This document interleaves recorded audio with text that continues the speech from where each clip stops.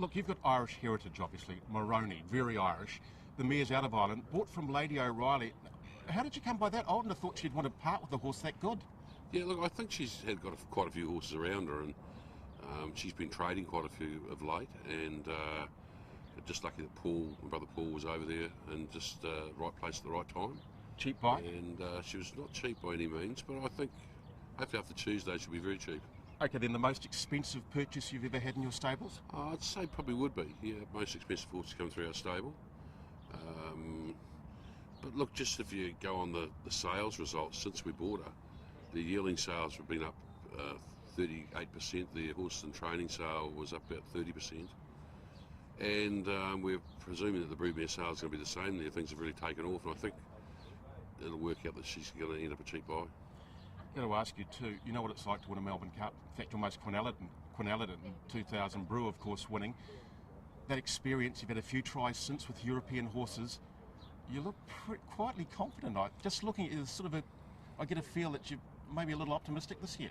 Yeah, look, definitely. Look, since Brew won the Melbourne Cup, the only other real chance we had was Excellent, of course, but he didn't really have probably the right preparation going into it, and was probably a year away from his best at that stage. So, except for Excellent, this is probably the first chance we really have a live chance to win the Melbourne Cup. You're a student of history. Irish mare come out of the Dermot Wells yard. Now, 20 years ago, he won the Melbourne Cup with a horse called Vintage Crop. His previous race was the Irish St. Leger. Well, your mare won the Irish St. Leger straight into the Melbourne Cup. 20 years on, what do you think? Yeah, hopefully it's the same result. And I think the other thing too is that Bruce sort of pushed Kieran McAvoy's career forward, and hopefully we're going to have young New Zealander on James McDonald, and it's going to do the same for him. He's pretty bullish. I mean, talking to him last week, he says it gives him a bit of feel than Fiorentino. Well, that was runner-up last year, and it's the favourite. Yeah, dead right.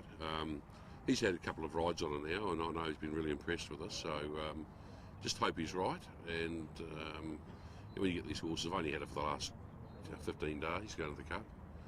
She was with a friend of ours that trains for us over there, Ed Vaughan. He did a great job for the 2 weeks in quarantine training her. So she's sort of been away from Dermot's yard for about, I suppose, a month.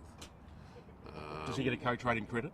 Oh, definitely. Look, I'll tell you what, if she wins a couple, he'll get most of the credit, because he's had it all the way through and done a great job, obviously, with her. And she, I've always been a believer that if you get a horse with another trainer and it goes on, it's really the training got it off that deserves the credit, because I've done the right things all the way through.